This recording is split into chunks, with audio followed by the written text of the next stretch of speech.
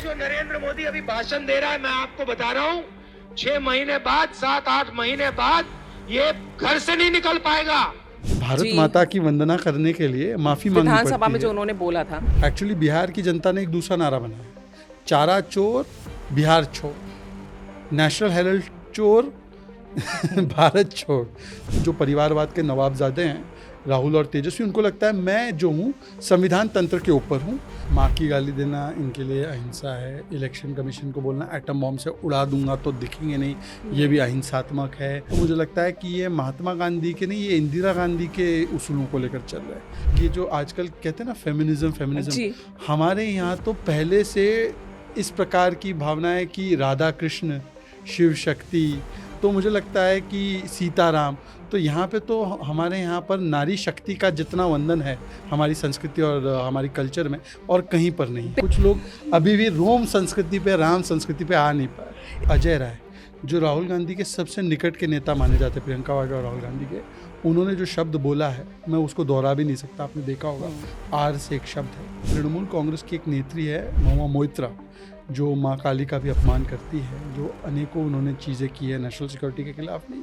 उन्होंने कहा कि गृह मंत्री जी का सिर काट कर टेबल पर लेकर आ जाए। ये लोग संवैधानिक पदों का भी अपमान करते हैं और ये नफरत के भाईजान। ये तिरंगे को, ये देखो तिरंगा ज़मीन पे पड़ा है और तिरंगे को लात मार रहे हैं कांग्रेस आरजेडी के। टैलिन साहब को बुला रहे हो जिन्होंने बिहारी और नॉर्थ इंडियंस के लिए क्या क्या नहीं बोला। रेवांत रेड्डी को बुला रहे हो जो डीएनए की बात करते हैं, कुर्मी डीएनए की। आरएसएस नहीं, एक प्रकार से वहाँ पे तिरंगा भारत का लहरा है, लाल किले से लाल चौक तक। जिन्होंने सीताराम केसरी की धोती फाड़ दी, बिल्कुल धक्के देके निकाला धक्के देकर निकाला। नेहरू जी ने लिखित में आरक्षण का विरोध किया। पंच परिवर्तन का पहला पॉइंट पता है क्या है?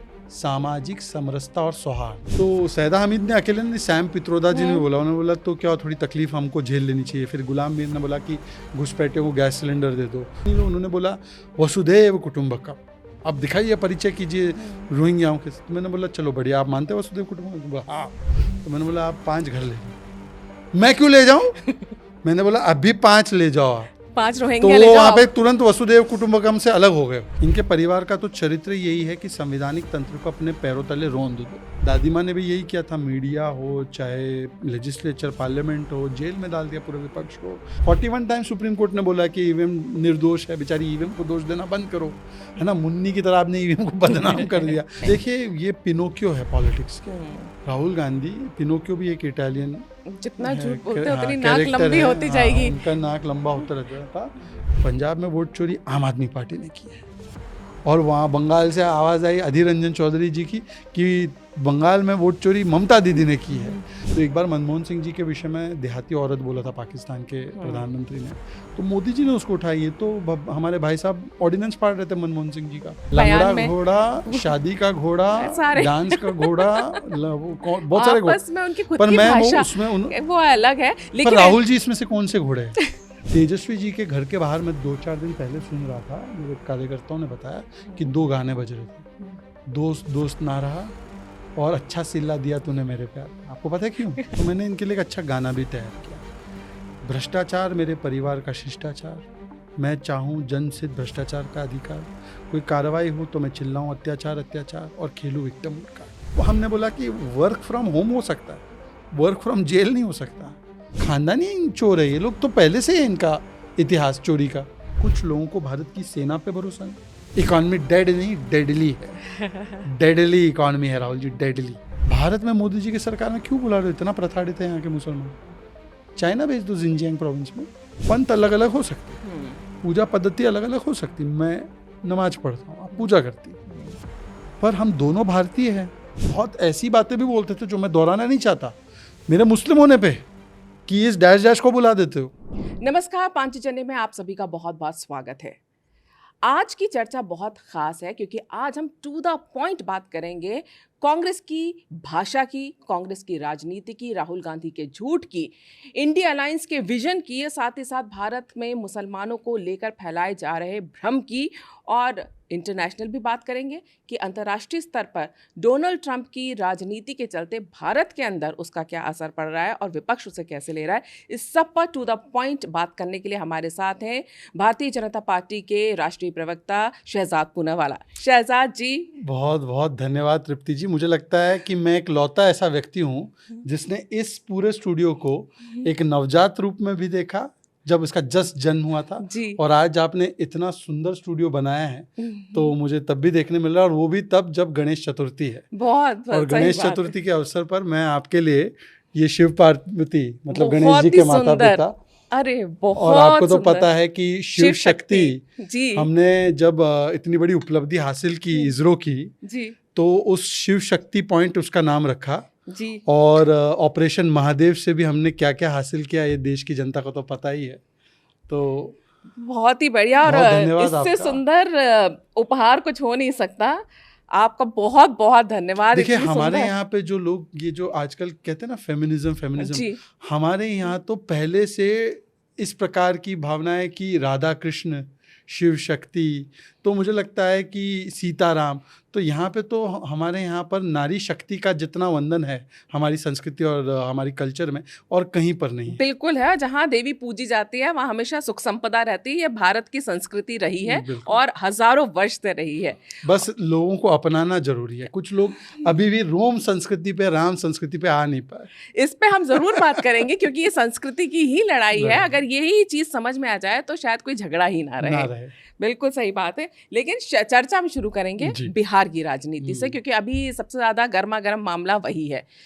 जिस तरह की भाषा, एक मोहब्बत की दुकान खोली गई थी कुछ सालों पहले, उस मोहब्बत की दुकान से जिस तरह की भाषा निकल कर आ रही है, पीएम मोदी के लिए, उनकी माँ के लिए गाली तक बकी जा रही है स्टेज से।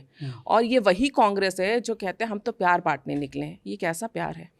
देखिए, अगर आप पिछले 3 दिनों के घटनाक्रम को देखेंगे तो पहले दरभंगा की घटना हुई जहाँ पर प्रधानमंत्री की माताजी के बारे में जो अपशब्द बोले गए, स्वर्गीय माताजी के बारे में।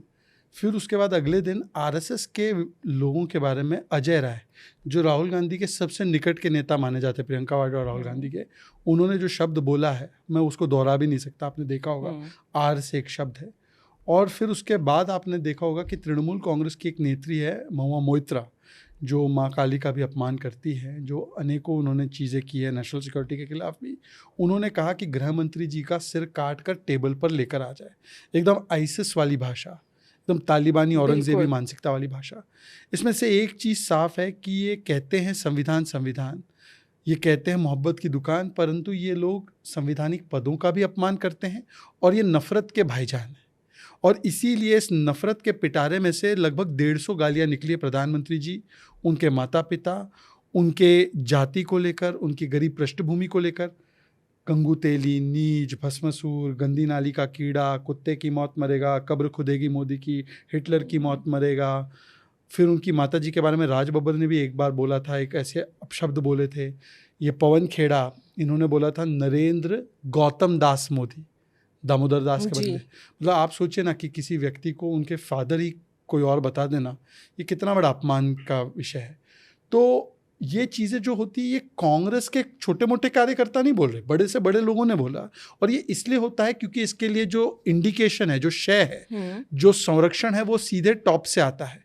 राहुल गांधी जी का एक बयान, आपको तो पता है, मेरा फेम्ड आईपैड, बिल्कुल, मैं आपको बताना चाहता हूँ कि राहुल गांधी जी ने स्वयं पीएम के लिए जो बोला है, वहाँ से ही ये सारी चीज़ें शुरू होती है।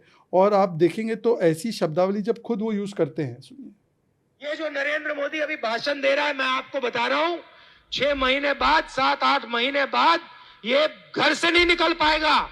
हिंदुस्तान के युवा इसको ऐसा डंडा मारेंगे, इसको समझा देंगे।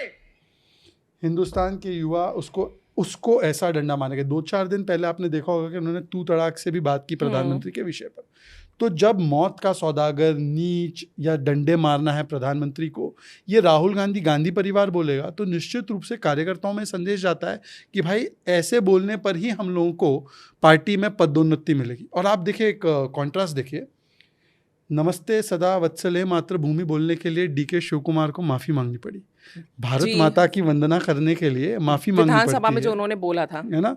और किसी की माँ को गाली देने के लिए अभी तक कांग्रेस के राहुल गांधी के हैंडल से एक शब्द नहीं आया। उल्टा अब तो वो क्या कह रहे हैं, वो जस्टिफाई भी करते हैं कुछ लोग कि भाई ये तो राजनीति में होता है, कुछ लोग जो है डिनायल में है। पवन खेड़ा और कांग्रेस का जो पूरा इकोसिस्टम है, कल उसने एक षड्यंत्र रचा कि ये जो व्यक्ति जिसने गाली दी, जिसका नाम है मोहम्मद रिजवी, और उसका कन्फर्मेशन भी आ चुका है कांग्रेस पार्टी से, वो मोहम्मद रिजवी को हमारे साथ जोड़ने लग गए। बोलने लगे मोहम्मद रिजवी की तस्वीर शिवराज चौहान के साथ है, मोहम्मद रिजवी की तस्वीर फलाने के साथ है। तो हमने थोड़ा रिसर्च किया तो पता चला कि ये मध्य प्रदेश के मोहम्मद रिजवी, उसका नाम है नेक मोहम्मद रिजवी, उनकी तस्वीर, क्योंकि वो भाजपा का शायद जुड़ा हुआ है, नगर से मध्य प्रदेश की, जी वो कार्यकर्ता हमारा, तो उनकी तस्वीरें हैं शिवराज जी के साथ या किसी और के साथ, तो उनको मिसरिप्रेजेंट कर रहे कि ये वो वाला मोहम्मद रिजवी है, जैसे एक ही मोहम्मद रिजवी है पूरे दुनिया में और भारत में। तो इस प्रकार से तो फिर वो नेक मोहम्मद रिजवी मध्य प्रदेश वाले ने जाकर एफआईआर भी इन लोगों के खिलाफ किया, और मुझे उम्मीद है मध्य प्रदेश की पुलिस और आईटी डिपार्टमेंट, कम्युनिकेशन डिपार्टमेंट इस पे काम करेगा और इस पे कार्रवाई करेगा। पर सोचिए कि किस प्रकार की निर्लजता है कि आप गाली भी देते हैं एक स्वर्गीय माता जी को, जिन्होंने कठिन परिस्थितियों में प्रधानमंत्री मोदी जी का उनको पाला पोसा और बड़ा किया, और फिर उसके बाद आप डिफेंड भी करते हैं और फिर उसका झूठा आरोप किसी और पे लगाते हैं और कह रहे कि भाजपा का एजेंट है। और ये जो अच्छा, इनके सबसे फेवरेट फैक्ट चेकर, हाँ, जिसको कहते हैं LKFC, लंदन का फैक्ट चेकर, लंदन का फैक्ट चेकर जो है उन्होंने भी ये फैक्ट चेक किया है, मोहम्मद जुबैर, उन्होंने भी फैक्ट चेक किया कि ये जो कांग्रेस इकोसिस्टम कर रहे हैं गलत है। लेकिन साथ ही साथ कई ऐसे हैंडल्स फैक्ट चेकर कहना तो ठीक है ना, यहाँ पे ठीक है, माफी चाहता हूँ। जो लोग बोलते हैं वही बता रहे हैं मैं आप। तो लंदन का ही बताता हूँ। तो लेकिन इसके अलावा कई ऐसे ट्विटर हैंडल्स हैं जिनकी अच्छी खासी फॉलोइंग है, उन्होंने इस झूठ को तेजी से प्रसारित किया है इसी एक्स हैंडल पे। ये आपके पास तो सारे मैंने सब नोट करके हाँ। रखा है भाई साहब, ये सब मैंने सब नोट किया है। रोशन राय, नीमो यादव, सुरभि, अमोक, जितेश ने शायद माफ़ी भी मांगी है, आदित्य गोस्वामी, जो भी है इनका पूरा डिटेल हमने निकाल के रखा है। इस भ्रम की वजह से ये जो झूठ फैलाया गया है, आपको पता है जो मध्य प्रदेश के नूर मोहम्मद, हाँ, उनको धमकियां मिल रही हैं जान से मारने की मिली, और उनको जान पे खतरा है। उन्होंने इसलिए शिकायत भी की है, और मैं उनको इस मंच से सलाह दूंगा कि वो इस शिकायत को पूरी तरह से परस्यू करे, और मैं मध्य प्रदेश पुलिस से भी आह्वान करूंगा, मध्य प्रदेश के मुख्यमंत्री जी और बाकी लोगों से भी, कि इस नेक मोहम्मद को जो मेंटल हैरेसमेंट और टॉर्चर हुआ है, इसका भुगतान होना चाहिए। उसका भुगतान होना चाहिए। इन लोगों का क्या, जो एक्स पे बैठकर सोशल मीडिया वॉरियर्स जो हैं कांग्रेस के, वो इस तरह का जब भ्रम फैलाते हो किसी की जान पर बन आती है। हमने इससे पहले भी देखा था कि सोशल मीडिया का इस्तेमाल करके यही आपका फैक्ट चेकर, उनकी वजह से नुपुर शर्मा का क्या हाल हुआ, और उसके बाद जो उदयपुर में कन्हैया लाल के साथ हुआ। इस तरह के लोगों के ऊपर क्या कार्रवाई होनी चाहिए? देखिए, मुझे लगता है कि अब समय आ चुका है कि हम लोगों ने पहले क्या है ना कि चलिए ठीक है हम जाने देते हैं, पर अब जिस प्रकार से लोगों की जान पे खतरा आता है इनके इस खिलवाड़ की वजह से, और प्लस आप देखिए ना क्या डिफेंड कर रहे हैं। किसी ने मोदी जी की माता जी को गाली दिया, आप ले देकर तो यही डिफेंड कर रहे हैं ना, इधर से या उधर से। तो ये जो चीज़ें, ये कृत्य की गई है, इसके खिलाफ कठोर से कठोर कार्रवाई होनी चाहिए, और मुझे लगता है राज्य की पुलिस इसको करेगी। इंडिया अलायंस भी इसमें, आप देखिए ना, इनके जो अलायंस है वो भी कुतर्कों पे उतरे हैं। आप अखिलेश यादव का बयान देख लीजिए, वो भी यही कह रहे हैं कि जो बोला वो ठीक है, लेकिन योगी जी क्या बोलते हैं। आप तुलना कैसे कर सकते हैं? खंडन करिए, निंदा करिए, इसको जस्टिफाई नहीं कर सकते या इग्नोर नहीं कर सकते। लेकिन ये जो राजनीति है ना, शूट एंड स्कूट वाली राहुल गांधी की, यहाँ भ्रम फैलाओ, झूठ बोलो, उसके बाद जब आपके ऊपर बात आने लगे तो मुद्दा बदल दो, ये राजनीति क्या आम जनता के बीच में, विशेष तौर से जब वो बिहार में जाते हैं, क्या बिहार की जनता इसको समझ रही है?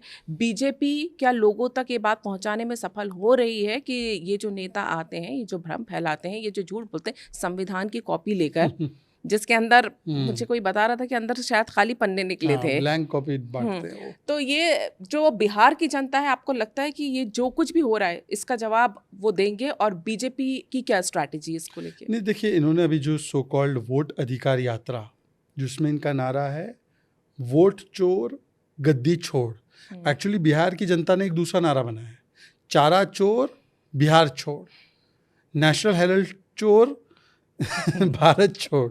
तो मुझे लगता है कि नारा तो असलियत में ये है, जो जन्मजात खानदानी चोर है वो दूसरों को चोर बोल रहे हैं। इसको भी बोलते हैं ना कॉन्फिडेंस में ना। महात्मा गांधी जी के 3 बंदर थे, उनका क्या था कि बुरा मत सुनो, बुरा मत बोलो, बुरा मत देखो। राहुल गांधी के भी 3 बंदर है, सच मत देखो, सच मत बोलो, सच मत सुनो। उनको सच सुनना ही नहीं है भाई। आप बाकी सब तो छोड़ो, वोटर अधिकार यात्रा किस गति से चल रही है इसका आकलन तेज प्रताप जी के बयानों से आ जाता है। ज़्यादा दूर जाने की जरूरत नहीं है, घर पे ही जाके तेज प्रताप जी क्या बोल रहे हैं। चलो तेज प्रताप पे भरोसा नहीं है तो मैं कह रहा हूँ 65 लाख लोग हैं ना जिनके सो कॉल्ड गलत नाम छीन लिए गए, कट गए। सुप्रीम कोर्ट ने हालांकि कुछ नहीं बोला, सुप्रीम कोर्ट ने तो बीएलए पे ही दोष डाला। मैं बोल रहा हूँ 65 लाख में से 6500 लोग आ जाते हैं सड़कों पे, 6500 आ जाते हैं। या 650 की लिस्ट अभी तक नहीं दे पाए ये लोग, ना कोर्ट में नाम है भाई। ये 650 नाम है जो गलत कटे। इनके आज तक जो अभी वो डेडलाइन दी है ना इलेक्शन कमीशन ने कि भाई कंप्लेंट फाइल कर दीजिए अगर आपको लगता है गलत नाम जुड़ा है या गलत नाम कटा है। इनके बीएलए ने एक भी कंप्लेंट नहीं फाइल की। 65,000 है इनके कुल मिला के, तो 10 घर अगर 10 दिन में करते तो हो जाता 65 लाख चेकिंग। अब तो वेबसाइट पे भी डाला गया है, अब ऑनलाइन भी है, सब कुछ है। तो 65 लाख लोगों तक अभी 65,000 बीएलए अभी तक पहुंच नहीं पाए। तो जमीन पे कुछ नहीं है। ये दरअसल क्या है कि चुनाव जब हारते हैं तो चुनाव आयोग खराब हो जाता है, केस जब हारते हैं तो सुप्रीम कोर्ट खराब हो जाता है। ये ईसीआई का मामला ही नहीं है, ये ईएमआई का मामला है। ईएमआई मतलब वो नहीं जो आप और मैं बोलते हैं, इमरजेंसी मानसिकता ऑफ इंदिराज ग्रैंडसन, एंटाइटल्ड मानसिकता ऑफ इंदिराज ग्रैंडसन। इंदिरा जी को भी लगता था इंदिरा इज इंडिया। चुनाव हारी तो उनको लगा भारत हार गया। चुनाव के धांधली में वो पकड़ी गई तो उन्होंने एक कानून बनाया कि प्रधानमंत्री कानून से बाहर हो जाएंगे और उनके ऊपर रिव्यू नहीं होगा। इमरजेंसी लगा दी, मतलब मैं भारत के ऊपर।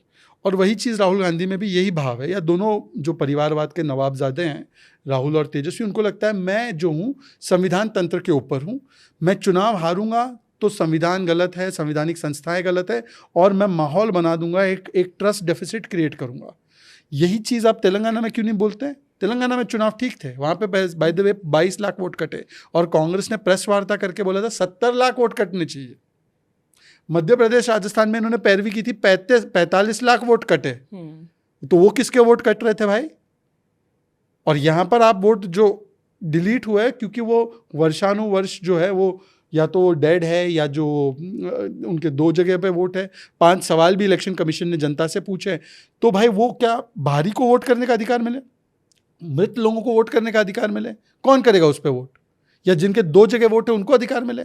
तो ये सारी चीज़ों का स्पष्टीकरण आ गया है। और एटम बॉम्ब जो है वो सुतली बॉम्ब निकला। आपने देखा होगा आदित्य श्रीवास्तव का केस गलत निकला, कांग वाला केस गलत निकला, शकुर रानी जी का केस गलत निकला, रंजू देवी तो सामने आके बोल गई कि मुझे फोर्स किया गया। एक और व्यक्ति ने आके फोर्स करके बोला गया, ऐसे बताया है। फिर जो ये डेड लोगों के साथ चाय पीने की बात करें तो उसमें से एक व्यक्ति का 2 जगह वोट था। ये महाशय राहुल गांधी बोलते ईसीआई का वेबसाइट डाउन था जबकि ईसीआई का वेबसाइट ऑन था।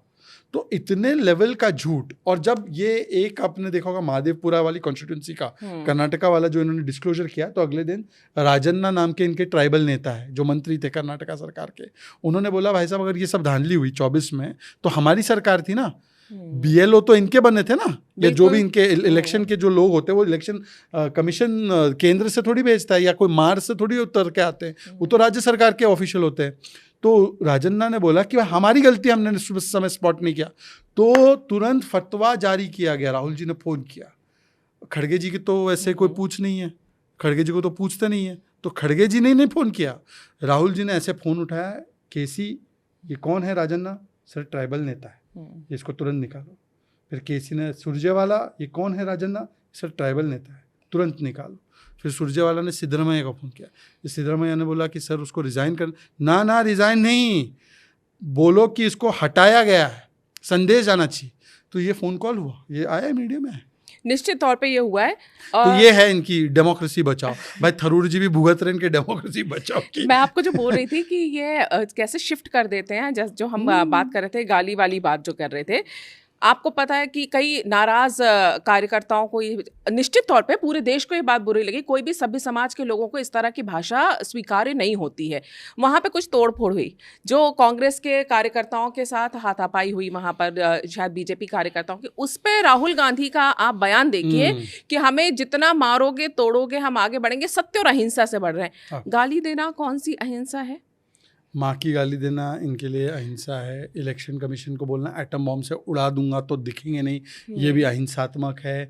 और जिस प्रकार से झूठ फैलाना और महात्मा गांधी जी की भूमि से जिस प्रकार से इन्होंने तू तड़ाक की बातें की है प्रधानमंत्री के विषय में, तो मुझे लगता है कि ये महात्मा गांधी के नहीं, ये इंदिरा गांधी के उसूलों को लेकर चल रहे हैं।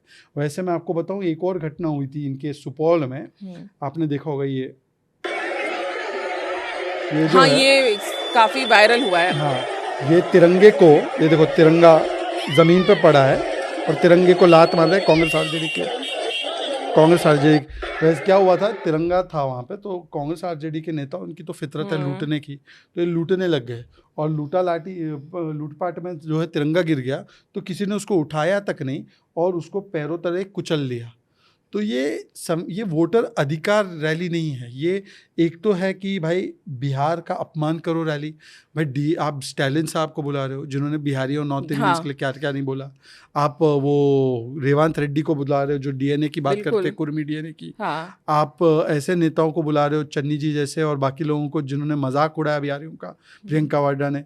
और फिर उसके बाद आप तिरंगे का भी अपमान कर रहे हो, संवैधानिक संस्थाओं का अपमान कर रहे हो, और अब तो अपने पीएम की माताजी मतलब मातृशक्ति का भी अपमान कर रहे हो। बिल्कुल, ये जो इंडी ब्लॉक के जितने लोग हैं, स्टालिन जो हैं, जब उन्होंने कहा था दयानिधि मारन ने कि बिहारी समाज पिछड़ा है और शौचालय साफ करने वाला समाज है, तब ये स्टालिन चुपचाप मौन सहमति वहाँ दे रहे थे। और आज ये बिहार में अगर वहाँ पहुंचे तो मुझे लगता है बिहार की जनता को भी ये चीज़ समझ में आनी चाहिए, क्योंकि गौरव और आत्मसम्मान की बात होती है ये। और स्ट्रैटेजी इनकी कौन बनाता है ये भी समझ में नहीं आता कि आप ऐसे लोगों को ना ही बुलाएं तो अच्छा है जिन्होंने अपमान किया हो। आपने रेवंत रेड्डी की भी बात की थी, जिन्होंने कहा था कि Telangana DNA is better than Bihar DNA. वैसे उनको ये देखिए, यही मूर्खता है, इनको पता नहीं कि यहाँ पे सबकी डीएनए एक ही है। हाँ, डीएनए की बात तो होगी ही। पहले तो सबका डीएनए एक है। दूसरी बात ये है कि भाई उसमें आपने तेलंगाना और तेलंगाना का डीएनए कंपेयर किया, ना केवल बिहार के परंतु कुर्मी समाज के डीएनए से। उसमें अगर आप पूरा बयान सुनोगी, राहुल कंवल को उन्होंने वो इंटरव्यू दिया था,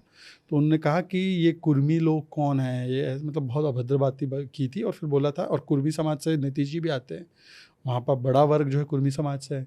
फिर बिहार के डीएनए पे उन्होंने तेलंगाना का डीएनए बेहतर है। तो भाई हम तो मानते हैं कि सभी का डीएनए एक है, और ये मानते हैं। और देखिए, ये तो अब डीएनए में भी बंटवारा करना है, तो बांटने की सोच कांग्रेस की किस प्रकार से। जो आपने बताया डीएमके के बयान, डीएमके ने टॉयलेट क्लीनर्स, पानी पूरी बेचने वाले, हिंदी भाषी बोलने वाले शूद्र, हम तो किसी को ऊपर नीचे नहीं मानते। हम तो मानते हैं भाई सारी जो भारत की भाषा है हमारी राष्ट्रीय भाषा है, सारी भाषा है, हम उसको राष्ट्रीय भाषा के दर्जे पे देखते हैं, या हम उसको राष्ट्रीय भावना देखते हैं। भाषा भी नहीं, भावना बोलते हैं हम। हिंदी भाषा हो, मराठी हो, तमिल हो, जो भी भाषा, हमारी सारी भाषा हमारी माँ है। तो कोई एक के ऊपर दूसरे नहीं है, परंतु वहाँ पे तो हिंदी को किस प्रकार से बोला गया और हिंदी भाषी लोगों को क्या बोला गया, और उस पर राहुल गांधी स्वयं चुप रहे। राहुल गांधी खुद ने बोला है, जब वो केरल से चुनाव जीते थे तो उन्होंने बोला था कि उत्तर प्रदेश के लोगों को इश्यूज नहीं समझते, केरल के लोगों को समझ। हाँ, उनका यही कहना, तब उत्तर भारतीयों का उन्होंने अपमान किया जहाँ से पीढ़ियों से वो जीतते आ रहे हैं और परिवार जीतता है। और ये जो बात आप कर रहे हैं ना, डीएनए की बात कर रहे हैं, यही बात होती है कि जो विपक्ष के लोग हैं, खासतौर से बीजेपी, क्योंकि आरएसएस की पॉलिटिकल विंग है, संघ को लेकर भी काफ़ी ये भ्रम फैलाते हैं कि ये बांटने का काम करते हैं, जबकि संघ का हमेशा से कहना है कि सबका डीएनए एक है, सारी भाषाएं हमारी अपनी राष्ट्रीय भाषाएं हैं। ये जो प्रचार करते हैं कि तोड़ कौन रहा है और जोड़ कौन रहा है, ये जो भ्रम फैलाने की कोशिश करते हैं, क्या आपको लगता है कि आपके माध्यम से या बीजेपी के माध्यम से ये चीज़ें जनता तक पहुँचना शुरू हो गई हैं? कि मैं तो इसका एक बहुत सुंदर उदाहरण देता हूँ जी। आरएसएस, ये इनके 3 पॉइंट होते हैं। इनका जो टॉकिंग पॉइंट्स आते हैं ना, व्हाट्सएप पे डिबेट में बैठते हैं, तो बोलते हैं आरएसएस ने संविधान का विरोध किया, आरएसएस तिरंगा विरोधी है, और आरएसएस बंटवारे की राजनीति करती है। इसका एक सिंपल आंसर है। मैंने बोला कि जम्मू कश्मीर में क्या तिरंगा लागू था, अपना संविधान लागू था, और जम्मू कश्मीर को एक अलग स्टेटस मिला था देश के बनस्पत। तो ये तीनों पॉइंट जो है इसको हटाने का काम किसने किया? श्यामा प्रसाद मुखर्जी। श्यामा प्रसाद मुखर्जी ने नारा दिया हम्म। और नियत में तब्दील हुआ नंबर के साथ मोदी जी के द्वारा, जो भी आरएसएस के प्रचारक रहे। तो मुझे लगता है कि आप देखिए ना कि आरएसएस ने एक प्रकार से वहाँ पे तिरंगा भारत का लहरा है, लाल किले से लाल चौक तक। वहाँ पे भारत का, आम्बेडकर जी का संविधान लागू हो, वाल्मीकि समाज को पहली बार आरक्षण और अधिकार मिले, वोट अधिकार मिले, और वहाँ पर एक भावना से आ जाए सब लोग कि मतलब केवल भौगोलिक ही नहीं बल्कि रूहानी एकात्मता हो, एक देश, एक निशान, एक प्रधान, एक संविधान के तहत। तो ये चारों चीज़ें तो आरएसएस के व्यक्ति ने करवाई, बीजेपी के व्यक्ति ने करवाई, और विरोध किसने किया? कांग्रेस ने। और फिर भी हम संविधान विरोधी, हम तिरंगा विरोधी, हम एकता विरोधी, और आप एकता के साथ। और जाति की भी बात करते हैं क्योंकि बिहार के अंदर जातिगत पॉलिटिक्स बहुत ज़्यादा चलती है और निर्णायक होती है राजनीति में। पहले तो ऐसा है, बिहार के लोगों को ये दोष मत दो। क्या तमिलनाडु में जाति की पॉलिटिक्स नहीं हो रही? सभी जगह, exactly। कर्नाटका में नहीं हो रही क्या? केरल में नहीं हो रही? हर जगह है। पर हमें ये देखना है कि केवल बिहार के लोगों को उसका जो है दोष देना या कुछ, ये मैं इससे एग्री नहीं करता, पहली बात। दूसरी बात ये है कि कास्ट ये होना कि मतलब अवेयरनेस या कास्ट आइडेंटिटी के आधार पे अगर कुछ डिस्क्रिमिनेशन हुआ है उसको रिड्रेस करना, ये एक पॉजिटिव और सकारात्मक तरीके से होना, और लोगों को जाति के नाम पर बांटना, ये दो अलग अलग चीज़ें हैं। जैसे हमने आदिवासी समाज से एक बेटी को हमने राष्ट्रपति बनाया, आज आप देखिए कि किस प्रकार से ओबीसी समाज से हमारे उपराष्ट्रपति आते हैं, या आप देखिए किस प्रकार से ओबीसी समाज से प्रधानमंत्री आते हैं, या किस प्रकार से एससी एसटी समाज का पिछले 11 वर्षों में उत्थान हुआ है, किस प्रकार से उनको अहम पदों पर जगह मिली है, नेतृत्व मिला है। ये तो पॉजिटिव है, देश में उनकी भी हिस्सेदारी है। पर दूसरी तरफ ये है कि जिनके परिवार ने अपने राजीव गांधी फाउंडेशन में एक व्यक्ति को नहीं रखा एससी एसटी ओबीसी समाज से, जिन्होंने सीताराम केसरी की धोती फाड़ दी, बिल्कुल धक्के देकर निकाला, वो ओबीसी, और जिन्होंने मंडल का विरोध किया, जिन्होंने आरक्षण का विरोध, नेहरू जी ने लिखित में आरक्षण का विरोध किया, मंडल का विरोध राजीव जी ने और इंदिरा जी ने किया, और ये हमको सिखा रहे हैं निश्चित तौर पे। और बीजेपी की तो यही रहे समरसता, सभी जातियों को साथ लेकर चलने की बात करते हैं, और ये बात अब लोग भी समझने लग गए हैं। अभी 3 दिवसीय कार्यक्रम था, व्याख्यान माला जो थी 100 वर्ष पे, आप गई? बिल्कुल, मैं थी वहाँ। जो इससे पहले भी पूजनीय सरसंघचालक जी मोहन भागवत जी के अगर आप संबोधन को सुनेंगी तो उन्होंने पंच परिवर्तन की बात की है। बिल्कुल। पंच परिवर्तन का पहला पॉइंट पता है क्या है? सामाजिक समरसता और सौहार्द। और उसमें उन्होंने बाकायदा दत्ता जी की भी और मैंने मोहन भागवत जी की भी बात सुनी है। उन्होंने बोला है कि मान लो आप एक फलाने परिप्रेक्ष्य से आते हैं तो आप एससी लोगों को अपने घर बुलाइए, चाय पीजिए। आप मान लो कि आप हिंदू हो तो मुस्लिम को के उत्सव में शामिल होइए, आप मुस्लिम हो तो आप हिंदू के उत्सव में शामिल होइए, त्यौहार में शामिल होइए, आप कभी चर्च के या क्रिश्चियंस के उसमें त्यौहार में चले जाइए। तो पहला पॉइंट ही पंच परिवर्तन का सामाजिक सौहार्द और समरसता बढ़ाने का है, निश्चित तौर पे। और ये चीज़ ऐसा कोई भी अगर आपने संदेश अखिलेश जी के मुंह से सुना है क्या कि वो कह रहे कि मेरा समाज जो है, जो जिनका वो प्रतिनिधित्व, हालांकि वो परिवार ही है, उनको समाज से मतलब नहीं है, वो तो सिर्फ प्योर परिवार पॉलिटिक्स है, परिवार के बाहर नहीं सोच पाते। पर उन्होंने कभी ये संदेश दिया है क्या कि आप जाइए और इस समाज से भी आप घुल मिलिए, उस समाज से भी घुल मिलिए, समरसता बढ़े, हम सब भारतीय होने के रूप से एक हो? उन्होंने कभी ऐसी बात नहीं की, ना ये राहुल गांधी करते हैं। बिल्कुल समाज को साथ लेकर चलने की बात करते हैं, लेकिन इसमें ये भी उन्होंने स्पष्ट किया है कि अगर इसके नाम पर कन्वर्जन होता है तो उसके वो विरोध में है, या अगर घुसपैठी अंदर आते हो आप कहें उनसे समरसता करें तो इलीगल के साथ आप समरसता नहीं कर। तो सैयदा हामिद जी का चल रहा है समरसता कार्यक्रम, कि वो कह रहे हैं कि वो आ गए तो क्या हुआ, ये पूरी दुनिया है, वो तो एक इंसान है। अच्छा तो आप घर ले जाओ। अभी वो मैं 2-4 दिन पहले एक डिबेट में था, सैयदा ने उन्होंने बोला है कांग्रेस की वो जो रही है प्लानिंग, वो तो पता नहीं बांग्लादेशियों की प्लानिंग कर रही थी वो। तो सैयदा हामिद ने अकेले ने, सैम पित्रोदा जी ने बोला, उन्होंने बोला तो क्या थोड़ी तकलीफ हमको झेल लेनी चाहिए। फिर गुलाम मीर ने बोला कि घुसपैठियों को गैस सिलेंडर दे दो। तो एक ये डिबेट में था मैं 2-4 दिन पहले, तो एक व्यक्ति है, मुस्लिम स्कॉलर ही है वो, पता नहीं कौन से स्कॉलर है, पर एनीवे उन्होंने बोला वसुधैव कुटुंबकम, आप दिखाइए, परिचय कीजिए रोहिंग्याओं के। तो मैंने बोला चलो बढ़िया, आप मानते हो वसुधैव कुटुंबकम? तो बोला हाँ। तो मैंने बोला आप 5 घर ले जाओ। मैं क्यों ले जाऊं? मैंने बोला अभी 5 ले जाओ आप, 5 तो रोहिंग्या ले वो वहाँ जाओ। पे तुरंत वसुदेव कुटुंबकम से अलग हो गए। भाई वसुदेव कुटुंबकम का मतलब ये है कि आप बिल्कुल, आपका स्वागत है, पर ऑफिशियली आइए, डॉक्यूमेंट लेकर आइए। भारत में आपको आना है, आप मानते हैं कि जो ऐतिहासिक भूल आपने की, धर्म के आधार पर आप बटे, अब आपने अपना देश बना दिया अलग, अब मानते हैं आप बहुत गलती की आपने, तो अच्छा है। भारतीय मुसलमानों की तरह आपके पास अक्ल नहीं थी, पर चलिए आपको आज भी आना है तो आप प्रॉपर रूट से आएंगे ना। वसुदेव कुटुंबकम का ये मतलब थोड़ी है कि मैं अपना घर जो है खुला छोड़ दूंगा, चोर डकैत आ जाए और मैं उनको तो नमन करूंगा।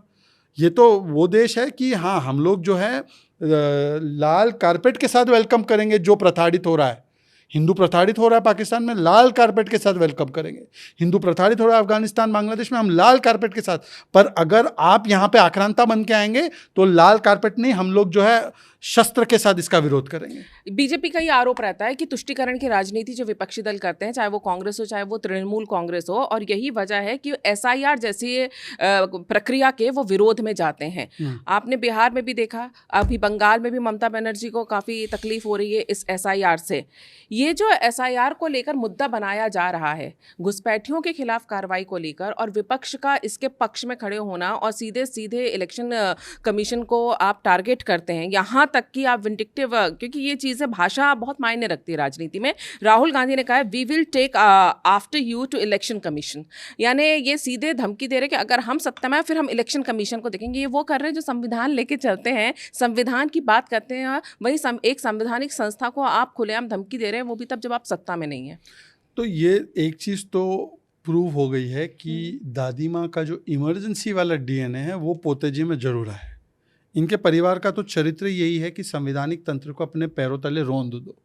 दादी माँ ने भी यही किया था, मीडिया हो चाहे लेजिस्लेचर पार्लियामेंट हो, जेल में डाल दिया पूरे विपक्ष को। फिर चाहे जुडिशरी को कमिटेड जुडिशरी बनाने की बात हो, प्रेसिडेंट के साथ क्या कुछ नहीं किया उन्होंने उस समय पर। तो ये सारी चीज़ें तो हैं, तो आज भी वही उनको लगता है कि हम संविधान तंत्र के ऊपर परिवार तंत्र। दूसरी बात, ये जो अभी राहुल गांधी जी कह रहे हैं, जो भाषा का इस्तेमाल कर रहे हैं इलेक्शन कमीशन के खिलाफ, तो ये दिखाता है एंटाइटलमेंट का भी माइंडसेट है। और संविधान के नाम पर देखिए, संवैधानिक संस्थाओं से उनको कोई मतलब नहीं है। अगर संवैधानिक संस्थाओं से मतलब होता तो आज जिस प्रकार से सुप्रीम कोर्ट ने महाराष्ट्र के बारे में, तो इनकी जो पूरे तमाम आरोप थे, महाराष्ट्र की जो इलेक्शन के पूरे आरोप इनके लोगों ने PIL फाइल की, सुप्रीम कोर्ट ने खारिज किया। अच्छा, 6 महीने पहले तक आपको याद है ईवीएम का बड़ा रोना रोते थे। हाँ, आज इस बार ईवीएम गायब है, इस बार वोट चोरी है। अब ईवीएम ठीक हो गई है क्या? एक लॉजिकल बातें बोलूं तो अगर हम ईवीएम ही हैक कर रहे होते तो भाई वोटर लिस्ट को क्यों हम लोग करते?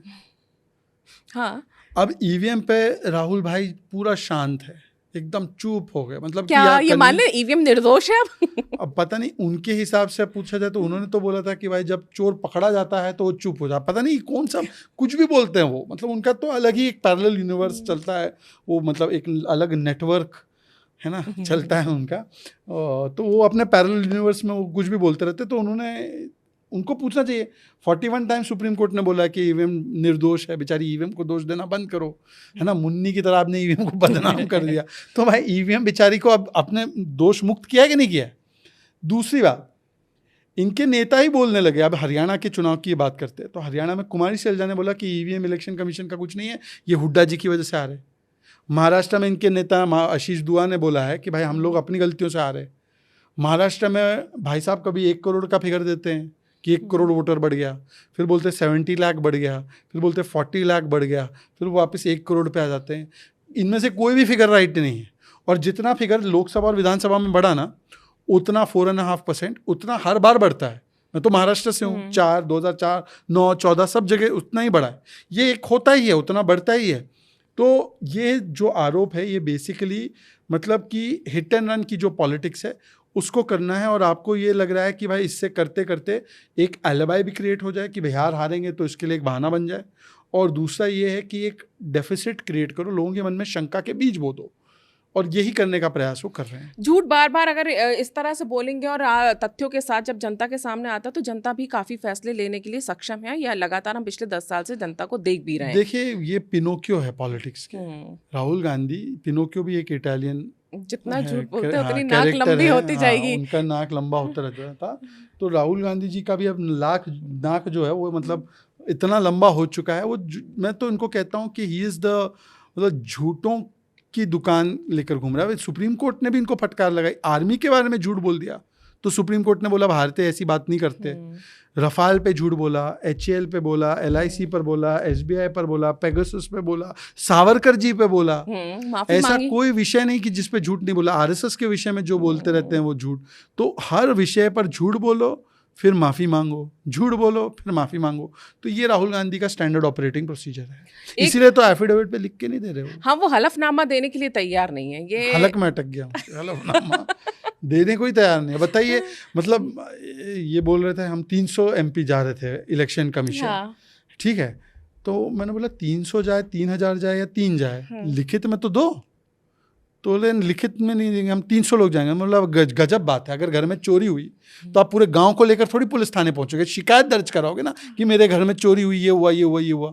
वो लिख के देने को तैयार नहीं है। फिर बोलते अनुराग ठाकुर नहीं लिख के दे रहे। अरे भाई, अनुराग ठाकुर जी ने इलेक्शन कमीशन पे कोई आरोप नहीं लगाया है। अनुराग ठाकुर जी की PC बहुत स्पेसिफिक थी कि राहुल जी, अगर ये आपका पैमाना है जो आपने पैमाने तय करके महादेवपुरा की सिर्फ एनालिसिस की, बाकी 2 विधानसभा की नहीं की, तो आपका अगर ये एनालिसिस है कि इसकी वजह से वोट चोरी साबित हो रहा है, तो रायबरेली में ऐसा हुआ, वायनाड में ऐसा हुआ, क्या आप मानते कि वहां पे हुई?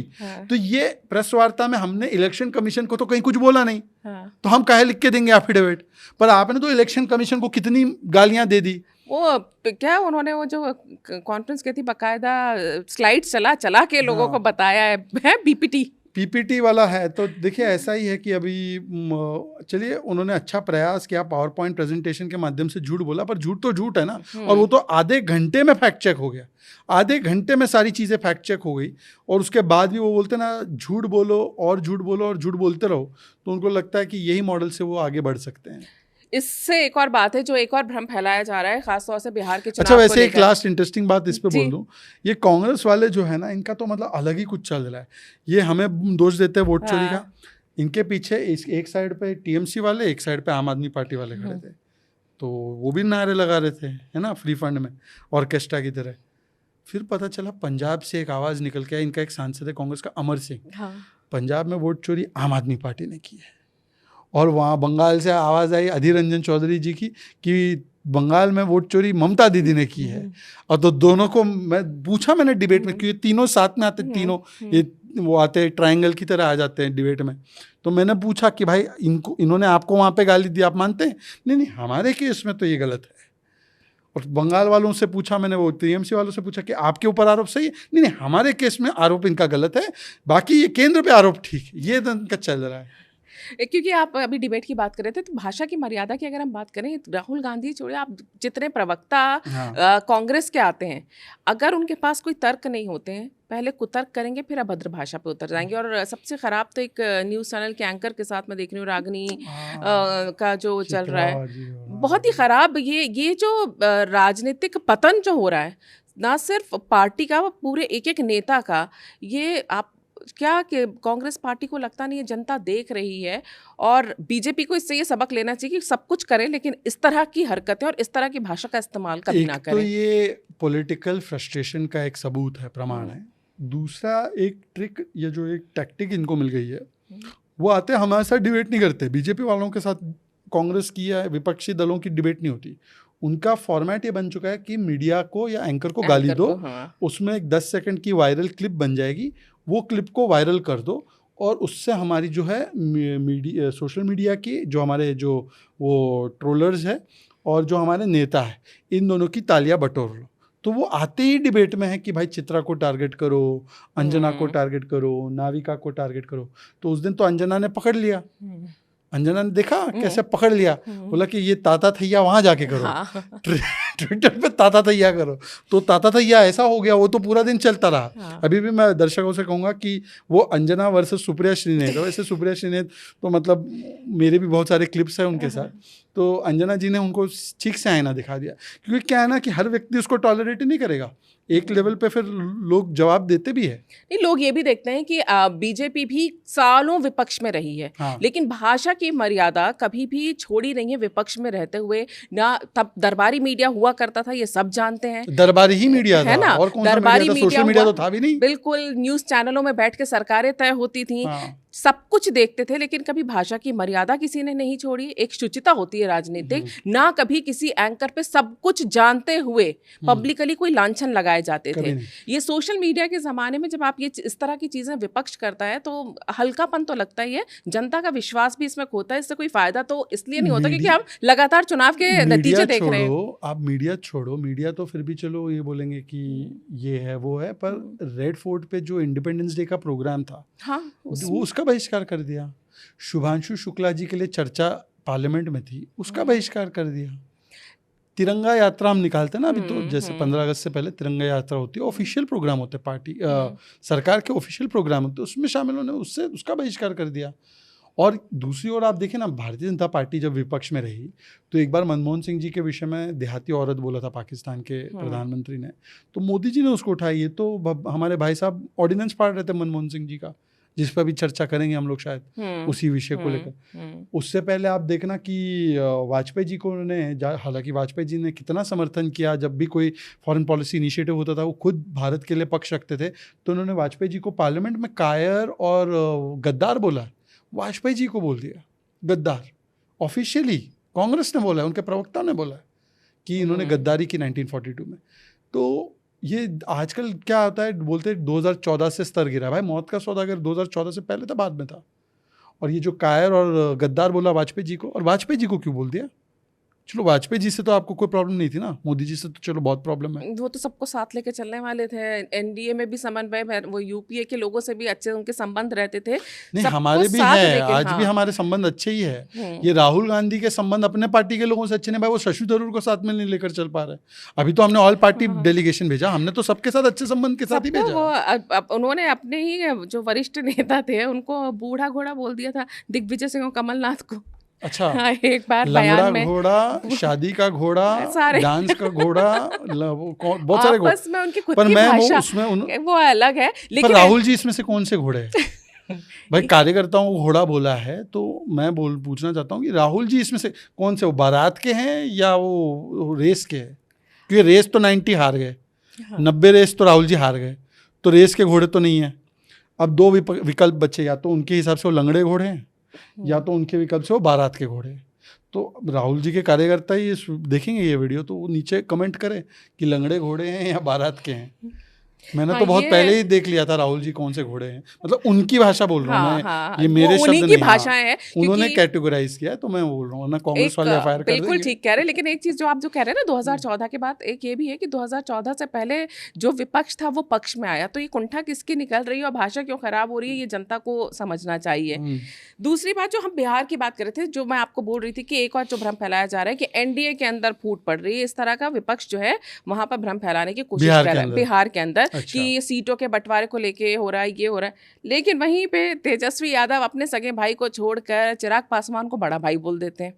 अच्छा, चिराग को देखिए, ऐसा है कि चिराग पासवान जी की एक बहुत अच्छी बात ये है, और मैं चाहे जो पिछला चुनाव था उसमें वो एनडीए में नहीं थे, उन्होंने अलग चुनाव लड़ा था, पर तब भी चिराग जी की एक बहुत अच्छी चीज़ मुझे लगती है कि वो सबको सम्मान के साथ, चाहे वो विरोधी भी क्यों ना हो, अभी वो प्रशांत किशोर भी हो या जो भी हो, उनको हमेशा, मैंने कभी चिराग जी को नहीं देखा कि चाहे कितनी भी कठिन परिस्थिति हो, उन्होंने किसी से भी अभद्रता से बात की। वो बड़े परिवार से आते हैं, उनके फादर कितने वर्ष मंत्री रहे, वो खुद इतने वर्ष से मंत्री और हर पोजीशन ऑफ अथॉरिटी में रहे, फिर भी वो अगर किसी को नहीं भी जानते हैं ना, तो वो सामान्य से सामान्य व्यक्ति से भी बहुत अच्छे से मिलते हैं और बहुत सम्मान से बात करते हैं, तो ये उनका प्लस पॉइंट है। तो अगर कोई उनको वैसे रूप से बोले बड़ा भाई, तो मुझे उससे कोई आपत्ति नहीं। पर तेजस्वी जी के घर के बाहर मैं 2-4 दिन पहले सुन रहा था, मेरे कार्यकर्ताओं ने बताया कि 2 गाने बज रहे थे, दोस्त दोस्त ना रहा और अच्छा सिल्ला दिया तूने मेरे प्यार। आपको पता है क्यों? इन्होंने तो राहुल जी को पीएम पोस्ट पे बता दिया कि राहुल जी पीएम बनेंगे, जिसका वैकेंसी ही नहीं है। और यहाँ पे राहुल से पूछा गया तो तेजस्वी को एंडोर्स करेंगे आप? तो राहुल जी ने पूरी मतलब बातें बता दी, जलेबी बना दी। हाँ? जलेबी, वो फैक्ट्री मेड जलेबी बना दी। पर एक भी बार नहीं एंडोर्स किया। या तो 3 चीज़ें इसमें, या तो कॉन्फिडेंट नहीं कि ये जीत रहे हैं, उनको हवा पता है, ज़मीन की स्थिति पता है। दूसरा, वो तेजस्वी जी को लायक ही नहीं मानते हैं। या तीसरा है कि भाई MY है, MY में तो M ही तो महत्वपूर्ण है, वाई की क्या, MY मतलब मी एंड यू, वो मत समझो। मी महत्वपूर्ण है, यू और यू, वो वाली भावना है। तो वाई जो है ना, यू वाई वाले समझ जाए, वाई की जहाँ पे M इतना बड़ा फैक्टर हो जाता है ना, हर चीज़ M पे ही करनी है, वहाँ पे वाई की कोई जगह नहीं है। वाई की जगह हमारे पास ही है, हम वाई के लिए हैं। ये तो M को ही लेकर घूम रहे हैं। ये जो M कह मतलब रहे मी, हैं, हम मी, हाँ, ये कोई और कुछ ना समझे। सीटों के बंटवारे को लेकर क्या लगता है आपको, कोई पेच फंसा हुआ है जिस तरह का ये लोग भ्रम फैला रहे हैं, या जो बात की जा रही है हमारे विपक्ष की तरफ इसमें? से? जी, हमारे इसमें तो क्या है, एकदम शांति पूर्वक तरीके से, जब समय आएगा राइट टाइम पे। नीतीश जी की छवि को लेकर भी काफी सवाल उठाते हैं कि वो बीमार है, ये विपक्ष का जो है ये कर रहा है, जबकि JDU का वहां पे पता है किस तरह का दबदबा है, और नीतीश जी चेहरा है। एक तरफ PM उनको तो साथ लेके घूमते हैं, और दूसरी तरफ विपक्ष कहता है कि उनकी तबीयत ठीक नहीं, दिमागी हालत ठीक नहीं है। देखिए, ऐसा है कि एक पिछड़े समाज से आने वाले एक ऐसे व्यक्ति जिन्होंने गत इतने वर्षों से सुशासन का एक मॉडल तैयार किया है, और उनके ऊपर उनके घोर से घोर विरोधी भी भ्रष्टाचार का या परिवारवाद का एक आरोप नहीं लगा सकते। उनके बारे में और कुछ नहीं बचा तो उनके बारे में ये अनर्गल बातें फैलाना कि भाई मानसिक स्थिति ठीक नहीं, ठीक है, ये कुछ लोगों के चरित्र में होता है। वो अपने से बड़े लोगों को जब माँ की गाली देते हैं तो वो सेहत के बारे में भी बोल सकते हैं। पर मैं सिर्फ इतना पूछना चाहता हूँ, भाई हमारे NDA का चेहरा कौन है? नीतीश जी है बिहार में, और पूरे भारत में मोदी जी है। आप अपने अलायंस के दोनों चेहरे प्रस्तुत करो ना। चलो राहुल जी इनके इंडिया अलायंस के चेहरे, हालांकि उस पर भी तोड़फोड़ हो जाएगी कि है कि नहीं है। बिहार में इनका कौन है चेहरा, वो प्रस्तुत करो। लालू जी है, तेजस्वी जी है, मीसा जी है, या राहुल जी के कोई नेता कांग्रेस में का तो पता भी नहीं है बिहार में है भी कांग्रेस है क्या, पिछलग्गू है वो, जो भी है, जो भी उनके कांग्रेस के नेता एक आध कुछ होंगे तो उनका नाम प्रस्तुत करो ना। अब दोनों नाम प्रस्तुत कर दो, हमारे तो दोनों नाम हैं सामने, और जनता को डिसाइड करने दो निश्चित तौर पे। और अभी तो आने वाले समय में बिहार की राजनीति में बहुत रंग देखने को मिलेंगे, लेकिन अगर हम थोड़ा इनकी एक गारंटी पर मैं देता हूँ जी, हालांकि ये जीतने नहीं वाले, पर इनके जो भी नाम होंगे वो परिवार से ही होंगे, वो परिवार के ही उसमें से आ सकते हैं। हमारे यहाँ पे तो भाई बहुत बड़ी एक समुद्र है, हमारे यहाँ टैलेंट पूल है, हमारे यहाँ से तो कोई भी आ सकता है, उनके यहाँ से केवल एक परिवार से ही आ सकता है।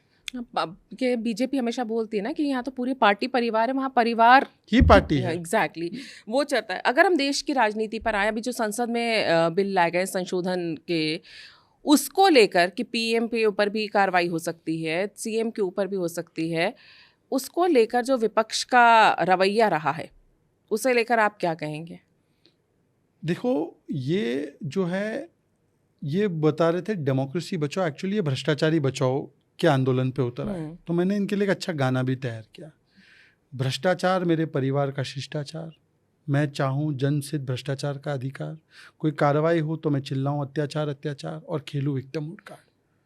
बताइए, मतलब कि पहली बार देश के सामने 2 विकल्प है, नैतिकता से सरकार चले या निर्लजता से चले। देश की जनता बोलती है नैतिकता होनी चाहिए, जो लाल बहादुर शास्त्री जी ने, LK आडवाणी जी ने, अमित शाह जी ने, हमारे मदन लाल जी ने दिखाई कि भाई नाम आया कि इस्तीफा दे दिया और बाहर रहे जब तक कि क्लियर ना हुआ। और दूसरा निर्लजता वाला मॉडल था जिसमें कि 150 दिन 200 दिन 244 दिन सरकार जेल से चलानी है। तो नैतिकता के साथ या निर्लजता के साथ तो ये छाती पीट के बोला हाँ मैं निर्लज हूँ, राजपाल यादव वाला है ना मीम, उसमें मैं निर्लज, मैं हूँ निर्लज, ये कह रहे हैं वो लोग सार्वजनिक रूप से। फिर दूसरा हमने बोला कि वर्क फ्रॉम होम हो सकता है, वर्क फ्रॉम जेल नहीं हो सकता। ये कहते नहीं वर्क फ्रॉम जेल होगा, वर्क फ्रॉम जेल होना चाहिए। अब सोचिए कि यही कांग्रेस वाले जब ये इनके छोटे रिचार्ज या जो इनका छोटा वर्जन छोटे मियाँ केजरीवाल जी 150 दिन अंदर थे, जब कोर्ट भी बोलती थी कि कितने निर्लज हो आप, पर्सनल इंटरेस्ट को देश के इंटरेस्ट के ऊपर रखा है, तब ये कांग्रेस वाले दिन में 4 बार PC करते थे।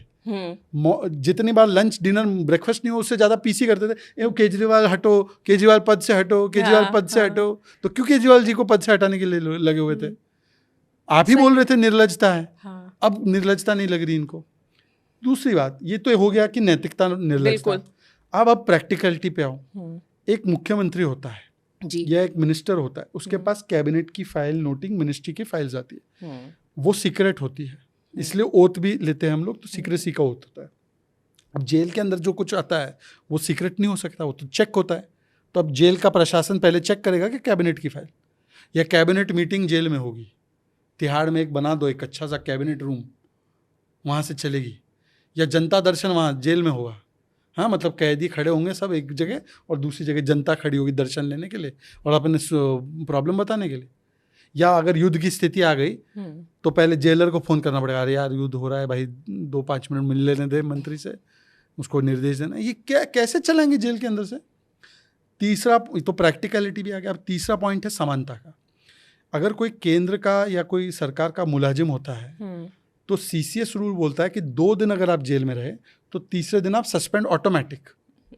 ये तो सामाजिक न्याय का बोर्ड लगा के घूमते हैं ना, तो यहाँ पे समानता नहीं होनी चाहिए। मंत्री चला है अपना अंदर से और कर्मचारी जो है वो 2 दिन में इस्तीफा दे दे या सस्पेंड हो जाए, ऐसा कैसे हो सकता है?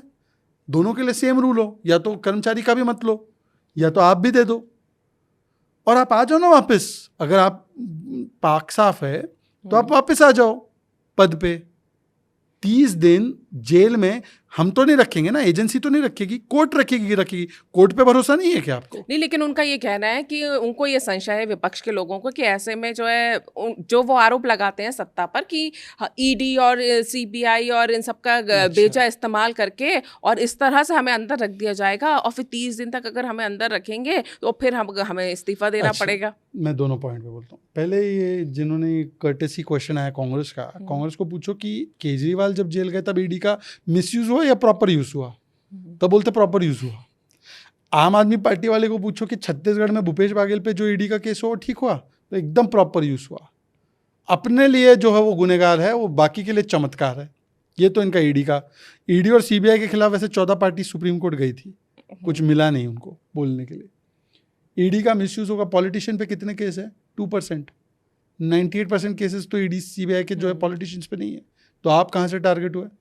अच्छा, ये टारगेटिंग की जो बात करते हैं, 2014 से पहले लालू जी पहली बार कन्विक्ट हो गए थे 2013 में, 96-97 में पहली बार जेल गए, हमारी सरकार थी। सपा पे डिस्प्रपोर्शनेट एसेट केस हमारी सरकार थी। DMK के A राजा जेल में हमारी सरकार थी। JMM के मंत्री और जो ब्राइबरी स्कैंडल में कन्विक्ट हुए हमारी सरकार थी। तो ये तो मतलब खानदानी चोर है, खानदानी चोर है ये लोग, तो पहले से है इनका इतिहास चोरी का। हमने थोड़ी शुरू किया, इनके ज़माने में शुरू हुए सारे केस। लैंड फॉर जॉब जो स्कैम है और ये जो प्रथम परिवार जो है RJD का, ये भी ममता दीदी के ज़माने में शुरू हुआ जब वो रेल मंत्री थी। तो हमको काहे दोष देते हो? और आखिरी बात, 30 दिन क्या एजेंसी जेल में रख सकती है क्या? कोर्ट में मामला जाता है, कोर्ट तय करती है। तो कोर्ट पे भरोसा नहीं है तो बता दो कोर्ट पे भरोसा नहीं, फिर भरोसा किस पे? नहीं, वो ऐसा लगता है जब जो चीज़ उनके पक्ष में उस पर भरोसा अच्छा, मैं तो है। इनको बोलता हूँ कि बाकी सब छोड़ो। ये बोलते क्या है, अभी इनका नया एक वो डायलॉग आया था डिबेट में, आपने सुना होगा, the constitution says innocent until proven guilty. आप हमें गिल्टी घोषित कर रहे हो। मैंने बोला भाई लालू गिल्टी प्रोनाउंस्ड है, आप इनोसेंट मानते हो आज भी? लालू तो 5 बार कन्विक्टेड है ना। बिल्कुल। मैंने डिबेट में पूछा उनसे कि एक बार बोलो लालू चोर है, नहीं बोल पा रहे। नहीं, वो तो उनके तो उसमें कोई संशय नहीं है ना, वो तो है घोषित चारा चोर है भाई। वो इसमें तो दोषी साबित हो चुके हैं, कन्विक्टेड 5 बार और no relief from any court. तो उनको बोलते हैं कि नहीं सामाजिक न्याय के मसीहा है, इनके खिलाफ षड्यंत्र रचा गया। किसने रचा? कांग्रेस ने। क्या कांग्रेस के जमाने में कंटेम्प्ट ऑफ कोर्ट नहीं? वो बताए कांग्रेस का भी तो कंटेम्प्ट है, कांग्रेस के जमाने में गए वो। सोनिया जी और राहुल जी जो NH1 नेशनल हेल्थ केस में A1 और A2 है, वो कोर्ट के द्वारा 2012 का केस है, हमारा कोई लेना देना नहीं है। तो कोर्ट के द्वारा जो कन्विक्टेड सर्टिफाइड चारा चोर है उनको भी आप चोर नहीं मानते, फिर इनोसेंट आफ्टर प्रूवन गिल्टी भी है इनका। तो ये सब जो है ना, ये सब ऐसे ही बहानेबाजी है। इनको करना है ये कि भाई हम भ्रष्टाचार भी करेंगे, फिर जेल जाके सरकार भी चलाएंगे। मैं तृप्ति जी, आप या मैं या कोई प्राइवेट सेक्टर में हो, उसके ऊपर एक FIR आ जाए, हम लोग को जॉब छोड़नी पड़ती है। सही हमारा जो वो कंपनी का मालिक जो है वो हमको अलाउ करेगा क्या जेल से चलाने के लिए? तो प्राइवेट सेक्टर के लिए अलग, सरकारी कर्मचारी के लिए अलग, और ये नेता। अच्छा, टारगेटिंग हम ये सोच लेते अगर प्रधानमंत्री अपने आप को बाहर रखते, ये तो वो प्रधानमंत्री है जिन्होंने अपना नाम डलवाया अंदर, बोला कि मेरे से शुरू होगा ये। एक प्रधानमंत्री थी जिन्होंने कन्विक्ट होने के बाद पीएम का हटा दिया कि भाई जुडिशियल रिव्यू नहीं हो सकता पीएम का, और एक प्रधानमंत्री ये है कि भाई वो बोल रहे कि मेरा नाम आ जाएगा पहले। अच्छा, मुख्यमंत्री किसके ज्यादा है हमारे?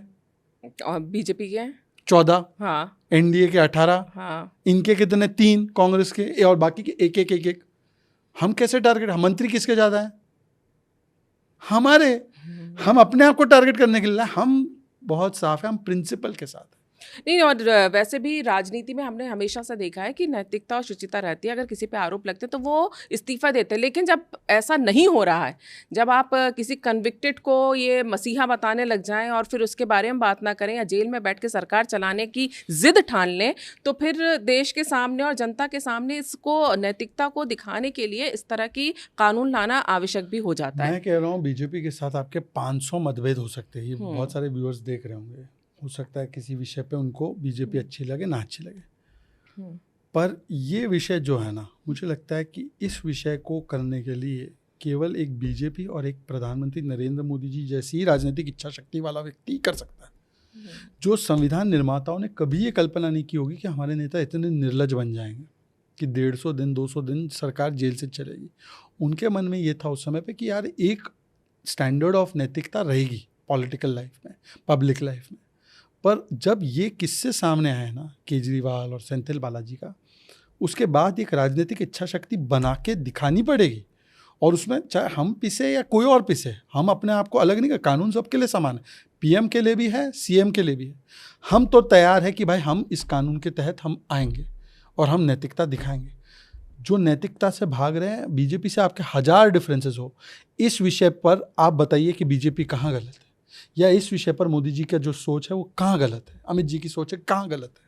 नैतिकता की जब आप बात करते हैं तो सिर्फ देश की बात नहीं होती, हम अगर अंतर्राष्ट्रीय स्तर पर भी देखें तो एक राजनीति भारत ने वो भी देखी है कि जब आपके आपसी मतभेद चाहे कितने भी हों, पक्ष विपक्ष के तौर पे, लेकिन जब अंतर्राष्ट्रीय स्तर पर बात आती है तो विपक्ष के अटल बिहारी वाजपेयी अंतर्राष्ट्रीय स्तर पर अपने देश के प्रधानमंत्री के खिलाफ एक शब्द नहीं सुनते हैं और बोलते हैं हमारा अंदरूनी मामला, हम पक्ष विपक्ष हैं। वहीं दूसरी तरफ राहुल गांधी अंतर्राष्ट्रीय प्लेटफॉर्म पर जाकर भारत के लोकतंत्र को एक तरह से अपमानित करते हैं, इंटरनेशनल इंटरफेरेंस की बात करते हैं। और अब जब ट्रंप टैरिफ वॉर चल रहा है तो ऐसे में देश को एक होना चाहिए, इसमें पक्ष विपक्ष को एक होना चाहिए, तब वो इस तरह की बातें करते हैं कि ट्रंप को लेकर मोदी जी पे टारगेट करते हैं, देश को एक तरह से ये दिखाने की कोशिश करते हैं कि देखो ये क्या हो रहा है। जबकि एक प्लेटफॉर्म पे रहने वाले हमने पक्ष विपक्ष देखे हैं अंतर्राष्ट्रीय मामलों में, चाहे वो पहलगाम के मामले में सवाल पूछना हो, चाहे ट्रंप के इस टैरिफ वॉर को लेकर भारत को टारगेट करना हो, ये सीधे सीधे विपक्ष जो है सत्ता पे टारगेट करते करते देश को टारगेट करने लगा है। क्या ऐसा लगता है आपको? देखिए, भारत की मूल संस्कृति, युधिष्ठिर जी ने जो कौरवों से एक बार कहा था संवाद में कि परस्पर विरोधे तु वयम पंचशते शतम परायस्तु विग्रह प्राप्ते वयम पंचाधिक शतम। हम जब एक दूसरे के खिलाफ है तब तो हम 100 बनाम 5 ज़रूर है, परंतु जब हम किसी विदेशी खतरे के खिलाफ है तो हम 100 बनाम 5 नहीं, हम 105 है, पंचाधिक शतम। ये भारत की मूल संस्कृति, ये डिफ़ॉल्ट सेटिंग है भारत का, ये हमारी गीता महाभारत का या हमारी भारत की सांस्कृतिक विरासत का ये एक मूल है। इसी के चलते वाजपेयी जी ने कभी ये नहीं सोचा कि नरसिम्हा राव की सरकार है, वो गए भारत का पक्ष रखने। इसी सोच से प्रेरित होकर जब नवाज शरीफ ने कुछ बोला तो मोदी जी ने स्टैंड लिया, सीएम थे। या इसी सोच से प्रेरित होते हुए आज भी हमने मल्टी पार्टी डेलीगेशन पूरी दुनिया में भेजी, तो हमने ये नहीं देखा कि एक शशि थरूर है, कोई मिलिंद देवड़ा है, कोई ये है, कोई वो है। हमने देखा कि भाई सबको भारत का पक्ष रखना है, और सब गए और किया भी उन्होंने। पर दूसरी ओर आप देखिए कि किस प्रकार से कुछ लोगों को भारत की सेना पे भरोसा नहीं। सेना बोलती है 9 टेररिस्ट कैंप, 11 मिलिट्री कैंप ध्वस्त कर दिए गए, हमने उनको मुंह तोड़ जवाब दिया, उनके 5 जेट गिराए। इनफैक्ट आपने वो प्रेस वार्ता देखी होगी अमरप्रीत जी की, एयर मार्शल की, चीफ की, तो उन्होंने बताया कि लार्जेस्ट या लॉन्गेस्ट जो सरफेस टू एयर हिट हुआ, जिसमें कि उनके 5 विमान और एक बड़ा विमान ये 6 चीज़ ध्वस्त हुए, हैंगर भी ध्वस्त हुआ जिसमें F-16 वगैरह थे। तो दिस वाज अनप्रेसिडेंटेड और न्यू नॉर्मल, क्योंकि कोई देश ने एक न्यूक्लियर पावर देश में ऐसा काम नहीं किया। और हमने केवल सीमा पर नहीं, हमने घुस के सीने पर दाग दिया ब्रह्मोस। तो इतना काम जो है अमेरिका ने भी किसी न्यूक्लियर देश में नहीं किया। अमेरिका नॉन न्यूक्लियर देश में ही कर पाया है। हमने ये दमखम दिखाया। तो ये एक नया नॉर्मल था। IWT को सस्पेंड भी किया, तो बूंद बूंद के लिए पानी के लिए तरस गया। तो जो न्यू नॉर्मल स्थापित हुआ, सेना के साथ खड़े होने के बदले जिन लोगों ने सर्जिकल स्ट्राइक पे प्रमाण मांगे, बालाकोट एयर स्ट्राइक पे प्रमाण मांगे, सेना के जेट गिर गए, ये झूठ बोलने के लग गए। और फिर उन्होंने जिस प्रकार से ट्रंप की बातों पर भरोसा किया, अब ट्रंप जी की बातों पर जो भरोसा कर रहे हैं, मैं 3 या 4 पॉइंट बोलना चाहता हूँ। भाई ये 50% टैरिफ तो 100% प्रूफ है ना कि हम ट्रंप जी की बात नहीं माने। मान लेते तो ट्रेड डील भी होता, रशिया के तेल का विषय भी नहीं होता, और हम भी नोबेल पुरस्कार के लाइन में लग जाते कि भाई इनको दे दो। जो हमें तेल खरीदने से नहीं रुकवा पाए, वो हमारा सिंदूर रोक पाए। लॉजिकल लगता है। दूसरी बात, ट्रंप जी ने जब पहला ट्वीट किया ना, एकदम पहला वाला, उसमें लिखा हजारों वर्ष का युद्ध है। भाई पाकिस्तान तो अभी उसका 70-80 वर्ष पहले जन्म हुआ है। पाकिस्तान की क्या हैसियत या क्या उसकी पहचान या क्या थी, हम तो चलो मान सकते हैं 1000-5000 वर्ष पुरानी। वो पाकिस्तान तो अभी जन्म आया भाई। पाकिस्तान इंडिया का कैसे हो सकता है 5000 वर्ष का, हजारों वर्ष का युद्ध। चलो ठीक है, मैं तीसरा पॉइंट पे आता हूँ। DGMO ने बोला कि पाकिस्तान के लोगों ने फ़ोन किया गिड़गिड़ा के। ये इशक दर ने भी, इनके डेप्यूटी प्राइम मिनिस्टर, पाकिस्तान के डेप्यूटी प्राइम मिनिस्टर ने बोला कि थर्ड पार्टी कुछ नहीं हुआ था, हमारी बातचीत भारत से डायरेक्टली हुई। और इसी इशक दर ने ये भी बताया कि हम सऊदी से भी बात कर रहे थे। अब मान लो अमेरिका इंटरवीन कर रहा था, तो सऊदी की क्या आवश्यकता पड़ी थी।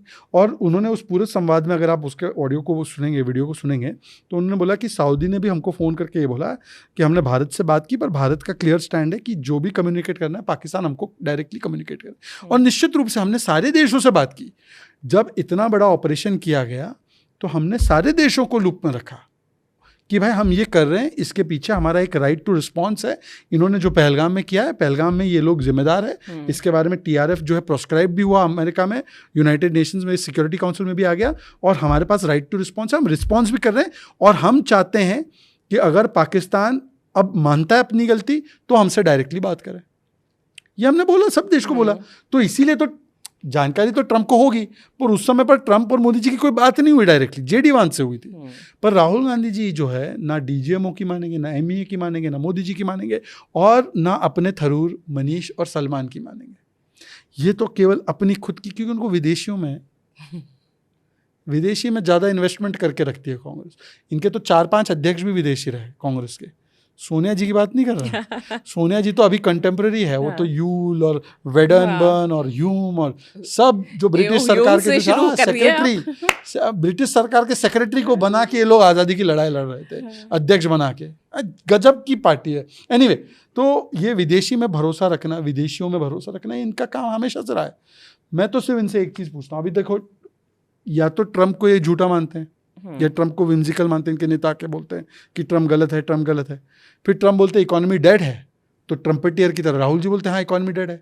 और उनकी बात को GDP आई है हमारी, वो इसी पे आ रहा हूँ। उस पर राहुल गांधी के एक शशि थरूर बोलते हैं कि नहीं इकोनॉमी कैसे डेड हो गई, और दूसरे राजीव शुक्ला भी बोलते हैं कि भाई डिल्यूजनल है जो बोलते हैं ये बात। और सच में तो निकला ना, अब 7.8% GDP ग्रोथ अभी फिगर आया जी। अच्छा, आप पूरा पैटर्न देखिए। Highest GDP growth, fastest growing large economy, 11th से 4th स्पॉट पर आ गए। Highest FDI, highest foreign exchange reserve, highest level of exports, highest GST collection, lowest inflation, मतलब 2-3-4% के रेंज में, लोएस्ट NPA, और हाईएस्ट हमारा PMI मैन्युफैक्चरिंग का index, और क्रेडिट रेटिंग भी अभी जो है वो अपग्रेड की गई है S&P के द्वारा। बिल्कुल, इकोनॉमी डेड नहीं, डेडली है। डेडली इकोनॉमी है राहुल जी, डेडली इकोनॉमी की बात। हाँ, पर आपका करियर डेड है। आपका करियर डेड है, इसमें इकोनॉमी थोड़ी डेड हो गई। इकोनॉमी तो खैर सब आंकड़े आपको बता दिए, लेकिन एक अंत में एक चीज़ मैं आपसे ज़रूर पूछना चाहूँगी, जो एक और बहुत ही महत्वपूर्ण मुद्दा है देश का। जिसको लेके कहा जाता है, और क्योंकि अभी संघ के 100 वर्ष पूर्ण होने पर 3 दिन की जो व्याख्यानमाला हुई है उसमें सर संघ चालक जी मोहन भागवत जी ने इसको काफ़ी स्पष्ट करने की भी कोशिश की है। वो है हिंदू राष्ट्र, अखंड भारत और भारतीय मुसलमान को लेकर जो एक भ्रम फैलाया जा रहा है पिछले 10 साल से, लगातार बोला जा रहा है कि भारत में जो है इस्लाम खतरे में है, मुसलमान खतरे में, और ये अंतर्राष्ट्रीय स्तर पर प्रचारित किया जाता है। आप बीइंग अ इंडियन मुस्लिम, ये हिंदू राष्ट्र की जो उन्होंने परिभाषा दी है उसको लेकर, अखंड भारत की जो परिभाषा दी है, और भारतीय मुसलमान क्या वाकई में असुरक्षित है? आप तो मुसलमान भी हैं लेकिन आप बीजेपी में भी हैं, क्या आपको ऐसा लगता है कि आपके साथ कुछ गलत होता है? अगर भारत का मुसलमान इतना असुरक्षित है, मान लेते हैं इनके पॉइंट ऑफ व्यू से, पहले लॉजिकली बात करते हैं, तो जब सीए आया तो ये बांग्लादेश के, पाकिस्तान के और अफगानिस्तान के मुसलमानों को यहाँ पे लाने की पैरवी क्यों कर रहे थे उस कानून में? यहीं के इतने प्रताड़ित है तो वहाँ से काहे इंपोर्ट कर रहे हो? उनको रहने दो। अफगानिस्तान में तो बहुत अच्छे समय चल रहे हैं ना इनके, तो रहने दो ना वहाँ पे। भारत में मोदी जी की सरकार में क्यों बुला रहे हो? इतना प्रताड़ित है यहाँ के मुसलमान। चाइना भेज दो, जिनजियांग प्रोविंस में, वहाँ भेज दो, वहाँ पे ठीक ठाक होगा मामला। उइगर्स के साथ, हाँ, जो भी है, जहाँ पे इनको ठीक लगे वहाँ भेज दो ना। भारत को तो ये मानते हैं ना कि यहाँ मुसलमानों का जीना नामुमकिन हो चुका है, every day is a slow genocide, they are being sent to the gas chamber, ये सब बोलते रहते हैं ना। तो हम भारत में क्यों इनवाइट कर रहे हो? वहाँ के बेचारे यहीं के मुसलमान प्रताड़ित, तो वहाँ पे, वहाँ से मत बुलाओ ना। और जो वहाँ से अवैध रूप से आया वो, उनके लिए भी सईद हामिद जैसे लोग बोले रहने दो। अरे भाई, काहे इतने प्रताड़ना में रख रहे हो? भेजो अब तुरंत, फुर्सत, पहली फुर्सत में भी निकालो। इनको तो पहले पैरवी करनी चाहिए कि नहीं नहीं नहीं बेचारे ये बाहर के मुसलमानों को क्यों परेशानी हो, इनको तो पहले निकालो मोदी जी के चंगुल से। दूसरी बात, ये जो बोलते हैं कि यहाँ पे भारत में मुसलमान असुरक्षित है, तो आरएसएस और हिंदू की वजह से, ठीक है ना। इनका आरएसएस मतलब आरएसएस फिर बीजेपी सब कहते हैं ना डॉग विसल।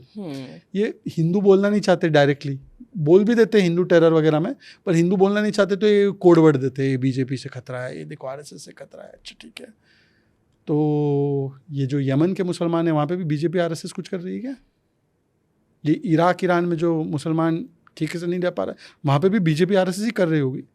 अफगानिस्तान में जो और पाकिस्तान में शिया मारे जाते हैं, आगा खानी मारे जाते हैं, उनको भी तो शायद आरएसएस बीजेपी वहीं पे, वहाँ की विंग कर रही होगी कुछ। अरे 50-55 देश है मुस्लिमों के, आप बता दो ना कहाँ पे सेकुलरिज्म है, कहाँ पे डेमोक्रेसी चल रही है? कहीं पे चल रही है। और हर जगह पे कोई एक फैक्शन दूसरे फैक्शन को मार रहा है। लखनऊ में दंगे किसके होते थे? शिया और सुन्नी के। तो बता दो वहाँ पे कौन सा बीजेपी आरएसएस का क्या रोल था उसमें? उल्टा बीजेपी आरएसएस, मोदी योगी की सरकार आई तब से बंद हो गया सब। जम्मू कश्मीर में पहली बार जो है शिया लोगों की जो मुहर्रम की ताजिया है वो पहली बार निकली श्रीनगर की सड़कों में, इतने साल से तो नहीं निकली। कैसे? तो कहने का तात्पर्य ये है कि ये केवल एक जो है डराने की पॉलिटिक्स में, तो उससे आगे बढ़ते गए। बंगाल में no BJP government ever, only so called secular government, और गुजरात में ओनली बीजेपी गवर्नमेंट फ्रॉम 95। अब बंगाल में आप बता दो मुझे कि क्या है स्थिति मुसलमान के पॉवर्टी लेवल की, मुसलमान के हेल्थ लेवल की, मुसलमान के फाइनेंशियल लेवल की, और उसकी कंपैरिजन गुजरात से कर लो। और पब्लिक सेक्टर के जॉब्स में उनकी पार्टिसिपेशन, गुजरात में 9% मुस्लिम्स है, 9% से अधिक पब्लिक सेक्टर पार्टिसिपेशन है उनका जॉब्स में। बंगाल में 25-30% है, वहाँ पे 2% भी जॉब्स नहीं उनके पास सरकारी। तो ये कैसे हो रहा है? ये प्रताड़ना कैसे हो रही है वहाँ पे? अच्छा, मुसलमान हिटिंग है हम लोग सब, ये बीजेपी आरएसएस वाले। तो मोदी जी को अभी जो 27-28 जो नागरिक पुरस्कार मिले, तो सऊदी ने भी दे दिया, यूएई ने भी दे दिया, इजिप्ट ने भी दे दिया, बहरीन ने भी दे दिया, ये सब बड़े बड़े मुस्लिम देश, मालदीव्स ने भी दे दिया, अफगानिस्तान ने भी दे दिया, पैलेस्टाइन ने दे दिया। बताओ, ये मुस्लिमों की प्रताड़ना कर रहे हैं वहाँ पे, उनको सर्वोच्च नागरिक पुरस्कार मुस्लिम देश दे रहे। कैसे हो रहा है? इसका मतलब ये है कि ये केवल एक हवा, एक नैरेटिव क्रिएट करना है, क्योंकि इनके पास कुछ बोलने के लिए रहता नहीं है। तो भाई देश में कैसे एक पूरी कम्युनिटी को गरीबी में, गुर्बत में, गेटो में एक उनको रहने के लिए मजबूर करो, कुछ करो मत, उनकी एजुकेशन करो, इमोशनल इशू, यूसीसी का इशू, हिजाब का इशू, वक्फ का इशू, इसके नाम पे भड़काओ, शरिया को संविधान के ऊपर रखने की वकालत करो, डर का माहौल बनाओ और हिंदू के खिलाफ उनको भड़काओ। ये इनका पूरा पॉलिटिक्स है। हम और दूसरी तरफ आरएसएस है या बीजेपी है जो बोलती है भाई पंथ अलग अलग हो सकते हैं, पूजा पद्धति अलग अलग हो सकती, मैं नमाज पढ़ता हूँ, आप पूजा करती, पर हम दोनों भारतीय हैं। हिंदू ज्योग्राफिकल टर्म है, ये केवल मोहन भागवत जी ने नहीं कहा है, ये सुप्रीम कोर्ट ने कहा है। भाई सुप्रीम कोर्ट की मान लो, चलो मोहन भागवत जी आरएसएस पसंद नहीं ना, संवैधानिक संस्था, सुप्रीम कोर्ट ने कहा है वे ऑफ लाइफ है, हिंदुस्तानी बोलते हैं ना इसको, देश को, तो ये तो हिंदू राष्ट्र है ही, इसको बनाने की क्या आवश्यकता है, घोषित है ये हिंदू राष्ट्र। ये हिंदुओं का राष्ट्र नहीं तो ये किसका राष्ट्र है भाई? सभी लोग तो हिंदू हैं, हिंदू वे ऑफ लाइफ ही तो हम फॉलो कर रहे हैं। हम थोड़ी अरब वे ऑफ लाइफ फॉलो कर रहे हैं, हम थोड़ी European way of life follow कर रहे हैं। तो हम लोग सब एक ही है, हमारी सिविलाइजेशनल लेगेसी एक है, हमारी सांस्कृतिक पृष्ठभूमि एक है, और हमारा लक्ष्य भी एक है। तो जब हम सब एक है, केवल पूजा पद्धति अलग अलग है, कोई चर्च जाता है, कोई मस्जिद जाता है, कोई मंदिर जाता है, उसकी वजह से हम थोड़ी भारतीय होना बंद हो जाते हैं। अरे यहाँ तक कि इंडोनेशिया वाले आते हैं तो बोलते हैं हमारा डीएनए एक है, बिल्कुल है, और वहां पे रामलीला हो रही है, गरुड़ एयरलाइंस है, गणपति जी का नोट पे ना वो था, फोटो भी, चित्र भी था इतने वर्षों तक, तो वो तक मान रहे हैं कि भाई हमारी सांस्कृतिक एकता है। तो सिविलाइजेशनल पटल पर हम सब एक है, इसमें कोई दो राय की बात है ही नहीं। हम सब एक ही तरीके से रिएक्ट करते हैं क्योंकि हम जेनेटिकली एक है, और यही चीज़ हमको जोड़ता है।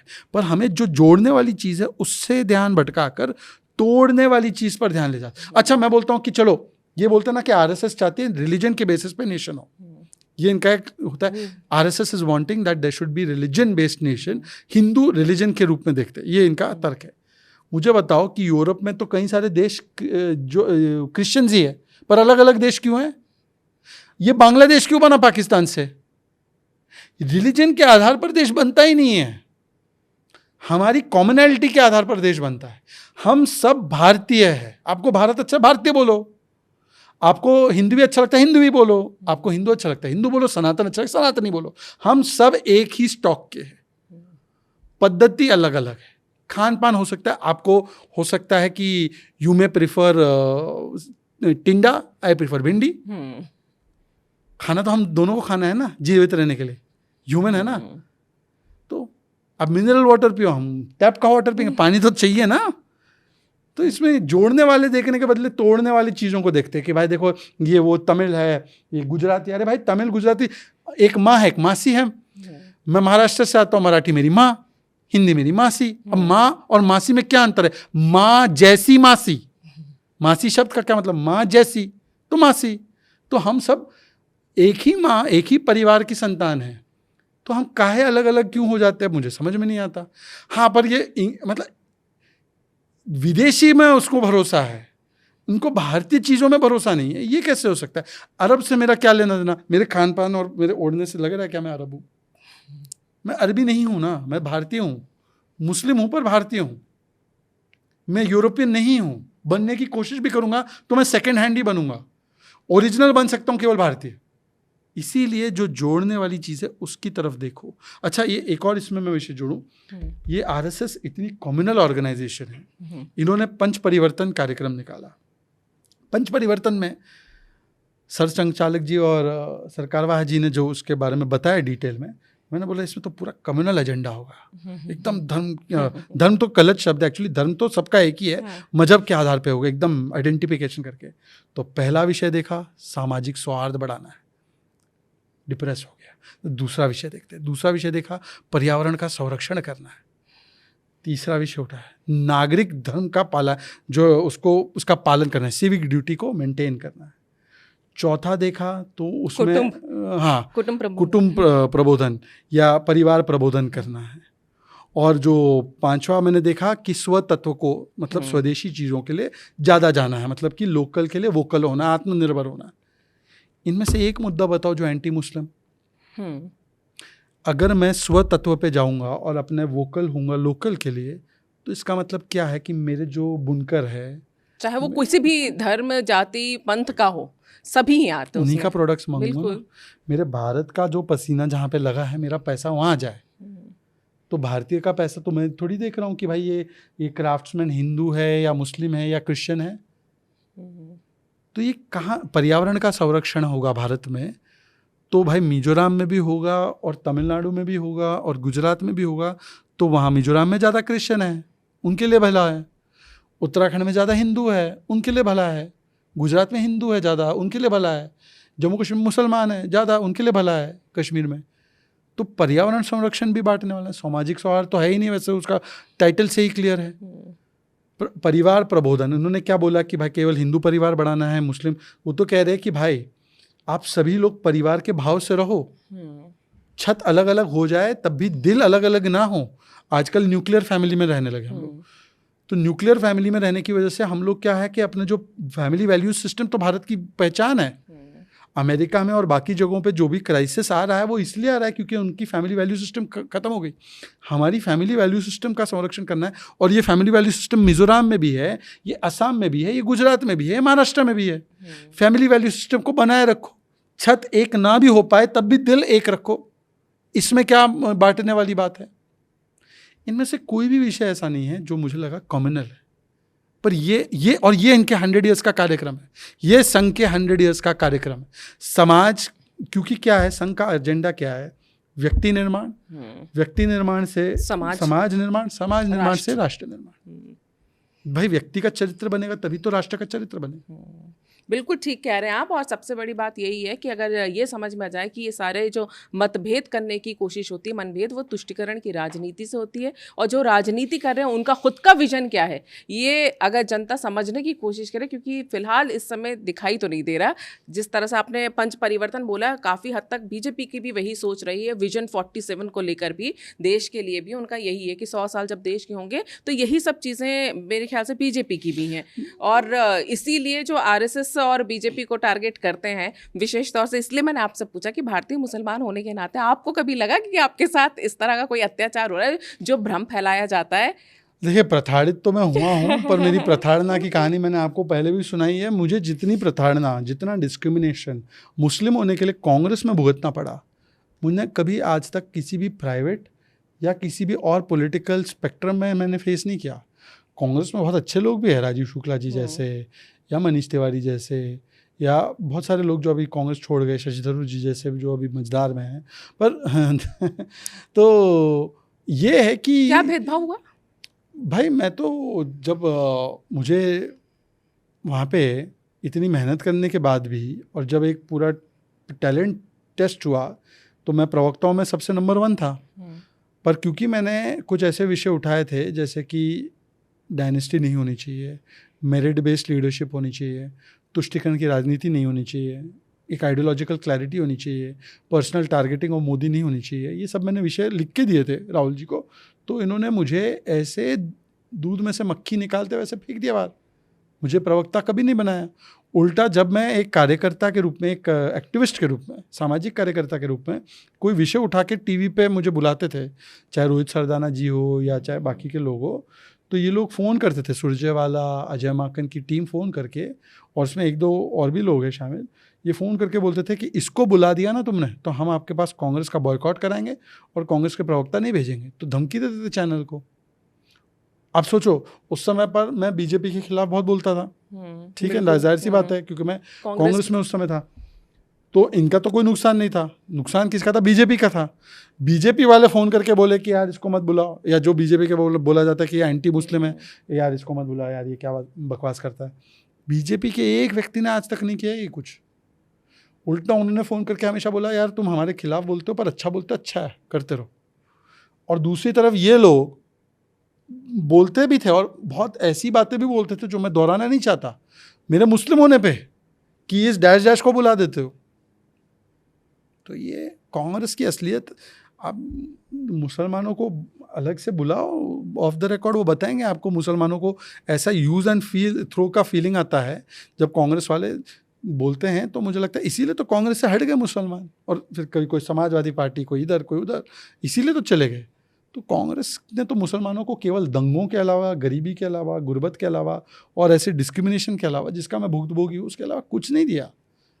कांग्रेस सबसे बड़ी दुश्मन है मुस्लिमों की। सब सारे माइनॉरिटीज़ की अगर सबसे बड़ी दुश्मन है तो कांग्रेस है।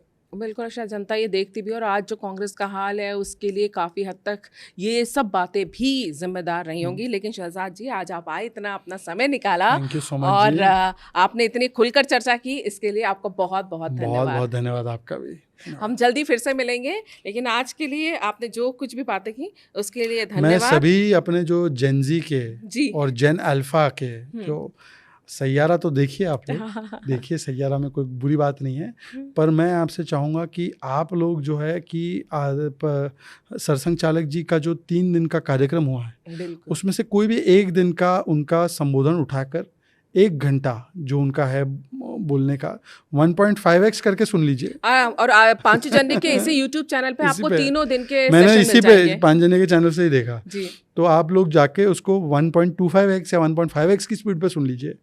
चैप्टर वाइज अगर हो तो चैप्टर वाइज सुन लीजिए, पर जाकर आरएसएस क्या सोच रखती है और नए क्षितिज, ये थीम था न्यू होराइजन्स, ये क्या न्यू होराइजन्स लेकर आई है, आप जरा एक बार खुले मन से देखिए। बिल्कुल, और इस भेंट के लिए बहुत बहुत धन्यवाद। हम तो इनके बलबूते की वजह से हम लोग हैं, तो हम लोग ये तो हमेशा उनका आशीर्वाद हम पे बना रहे। चलिए, बहुत बहुत धन्यवाद। और अगर आप लोगों को ये वीडियो पसंद आया तो इसे लाइक करें, शेयर करें और हमारे इस चैनल को सब्सक्राइब ज़रूर करें।